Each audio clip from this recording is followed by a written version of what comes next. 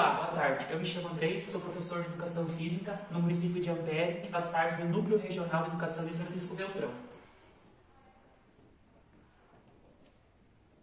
O motivo desse vídeo hoje vai ser para nós trabalharmos um pouquinho sobre o xadrez, que é um conteúdo utilizado em uma turma de sexto ano. O objetivo da minha aula de hoje vai ser criar e significar de forma colaborativa regras e novas formas de experienciar o jogo do xadrez, manifestando o lúdico. Para nós começar a nossa aula de hoje, nós vamos conversar um pouquinho sobre a história desse jogo de tabuleiro. A origem do xadrez ele tem uma origem meio que controversa. Existem muitas teorias, inclusive muitas lendas acerca deste jogo de tabuleiro. Mas a que mais é aceita e a que mais se fala atualmente é que ele foi criado na Índia por um servo de um rei muito rico. Ele criou esse jogo e ele queria... Quando ele criou esse jogo, o rei ficou tão feliz com esse jogo e ele presenteou o rei com esse jogo. Então o rei pediu a ele para que ele pedisse o que ele quisesse, que o rei estaria proporcionando a ele o presente que ele quisesse como forma de retribuir aquele presente. Mas o servo naquele tempo, ele não queria nada em troca. Só que de tanto que o rei falou, de tanto que o rei queria presentear, então ele falou o seguinte: você pode me presentear com grãos de trigo, exponencialmente multiplicados de acordo com a quantidade das casinhas do jogo de xadrez. O jogo do xadrez ele é um tabuleiro, no caso, que tem 64 peças. Então o valor seria multiplicado nesse valor de 64 vezes, né? E o valor que desse seria repassado a ele em grãozinhos de trigo. Então o rei aceitou, tudo certo, e ele pediu para que os matemáticos daquele tempo, da corte real ali, fizessem um cálculo de quantos grãos de trigo seria necessário para entregar para o servo que tinha pedido este presente. Demorou cerca de mais ou menos uma semana, conta na lenda, né? Porque era um número muito alto, muito significativo. E chegou um dia de entregar esse presente e os servos da corte falavam que era impossível, praticamente impossível. O rei teria que comprar, além desse reino, comprar outros reinos, produzir o trigo, porque realmente era um número extremamente alto. Ele não ia conseguir pagar com tamanha quantidade que o valor foi dado. Isso aconteceu mais ou menos aí por volta do século V, século VI, né? E ele tinha, inicialmente o nome do xadrez, ele era chamado de chaturanga. Chaturanga significa o quê? Significa os 4 elementos de um exército, né? Nós vamos ter, por exemplo, as torres nas laterais, protegendo, né, o reino. Vamos ter os cavalos. Vamos ter depois a questão do povo, que em si é o peão, né? E a corte real, que representa o rei e a rainha. Também não vamos esquecer inicialmente eram os elefantes. Lá no início, quando esse servo criou esse jogo, ele tinha um elefante no lugar do que hoje nós chamamos de bispo. Por que elefante? Lá na antiguidade, na Índia, eles utilizavam o elefante como proteção. Os exércitos, quando eles iam adentrar algum novo reino, alguma coisa assim, eles utilizavam o elefante na frente. Geralmente, né, conta-se que eram elefantes machos, né?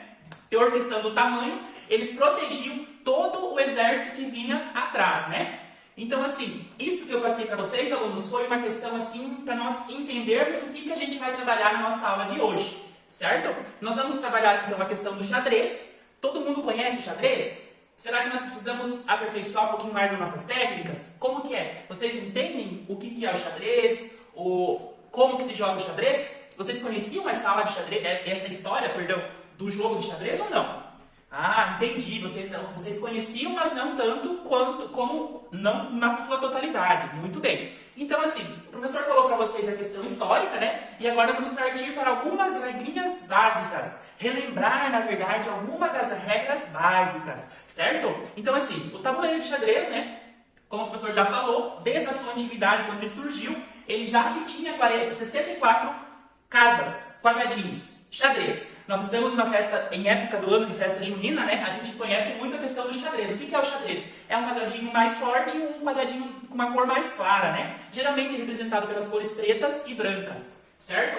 Então ele é um jogo de tabuleiro, como o professor já mencionou, 64 peças, né? Eles são organizados por cores alternadas e eles são identificados pelas posições alfabéticas, que depois nós vamos ver no tabuleiro, vocês vão poder estar analisando. Ela é de A até H, certo? E de 1 a 8, beleza? Então, assim, as peças, elas são compostas por 8 peões, 2 torres, 2 bispos, 2 cavalos, um rei e uma rainha, beleza? Então, assim, voltando mais um pouco na parte histórica, quando o xadrez se popularizou, que ele foi para a China, que ele foi para a Pérsia, deixou-se de se utilizar o elefante como nome da peça e passou a ser chamado como bispo. Porque bispo o que significa? Uma pessoa muito astuta, que pensa e que vê rápido. Então, assim, o bispo, ele tem a posição que ele anda, no caso, no jogo do xadrez, como a gente vai ver daqui a pouco, ele anda sempre em diagonal. Então, ele anda grandes quantidades em diagonal, ele está sempre observando, ele é muito astuto. Por isso passou de elefante para bispo. Isso quando o xadrez se popularizou e foi para a China e para a Pérsia, que o nome do elefante passou a ser bispo. Beleza? Então, vamos para a nossa parte prática. Inicialmente, nós vamos recordar, porque eu sei que vocês já conhecem, né? O nome das peças e quais são as movimentações que eles realizam dentro do jogo de xadrez. Por exemplo, o rei, ele move-se em qualquer direção em apenas uma casa. A dama, ela pode se mover em qualquer direção e quantas casas ela quiser, quantos quadradinhos ela quiser. A torre, que fica nas laterais, né, ela move-se em linha reta, quantas casas quiser. Só linha reta, diferente da dama, que ela pode se mover na diagonal também. O bispo, ele move-se apenas na diagonal, quantas casas quiser. Beleza? O cavalo, a única peça do jogo que ele tem o poder de pular por cima das outras peças, sempre em formato de L. Nós vamos ver depois na prática isso. E o peão, ele pode andar apenas em uma casa à frente e capturar na diagonal. Também apenas uma casa. Certo? Então agora, pessoal, nós vamos ir para a prática e o professor vai mostrar para vocês no tabuleiro como que isso acontece. Todo mundo agora aqui ao redor da nossa mesa, o professor vai continuar na prática e de forma bem lúdica, bem dinâmica, aquilo que nós aprendemos na teoria, certo? Então aqui, ó, o professor falou que as casas elas eram divididas de A até a letra H, né? E de 1 a 8. As peças, então, as claras, aqui representadas pelas brancas, e aqui as escuras, que são as pretas no caso. O nosso xadrez, como o professor falou, uma casinha colorida, uma mais clara, mais escura, certo? Então aqui nós temos as torres nas duas laterais, que é aquelas que fazem o movimento de linha reta, que o professor falou lá, né? Essas são as torres, os nossos peões. Os peões protegem, né? Então eles vão poder fazer o quê? Vão caminhar uma casinha por vez e vão capturar em diagonal, certo? E depois nós vamos falar do cavalo, né? Então o cavalo, ele tem a única peça que tem o poder de pular. Por exemplo, se tivesse um peão aqui, nós vamos contar 3. Vocês sabem contar? Contem junto com o prof. Então vamos contar 1, 2, 3 pro lado. Então aqui, ó, ele pôde pular e ele veio por cima. Porém, ele não vai capturar a peça que ele pula por cima. Agora, se esse peão estivesse aqui, no caso o branco, aí sim, ó, 1, 2, 3, capturou, certo? E o bispo, que nós falamos que inicialmente ele era chamado de elefante, esse aqui é o bispo, ele vai andar quantas casas quiser e na diagonal. Então, diagonal é de lado, ó, ele vai de lado quantas casas ele quiser, certo?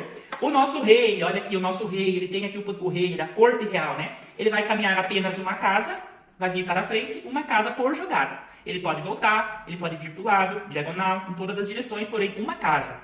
Aqui está a peça principal do jogo. Essa tem o maior poder de todos. Por que o maior? Ela pode ir para todas as direções. Para frente, para trás, de um lado para o outro, quantas casas ela quiser. Agora no lúdico, para nós fixarmos o que a gente aprendeu, nós vamos fazer o jogo do xadrez, o professor vai dividir vocês em duplas e vai entregar os tabuleiros. Nós vamos utilizar apenas a torre para fazer o movimento. Como que é o movimento? Ela vai para um lado, para o outro, quantas casas quiser, sempre em linha reta. Então por mais 15 minutos, contado no relógio, nós vamos colocar mais peças no nosso jogo, certo? Nós vamos utilizar os cavalos agora também para jogar. Lembrando que o cavalo anda sempre em L. Nós vamos contar 1, 2, 3 para o lado, certo? Então agora, utilizando o cavalo e fazendo o movimento das peças, nós vamos jogar. E o professor vai caminhar por entre a sala para ir tirando as dúvidas que vocês possam ter, ok? Vamos lá então?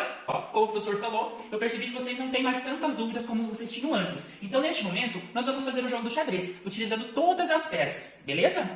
Como falado no início da minha videoaula, eu trabalhei com o xadrez, com o objetivo que consta na Base Nacional Comum Curricular, que seria criar e significar forma colaborativa de regras e novas formas de experienciar o jogo do xadrez, manifestando o lúdico. Essa foi a minha aula de uma forma bem dinâmica, bem lúdica, para uma turma de 6º ano.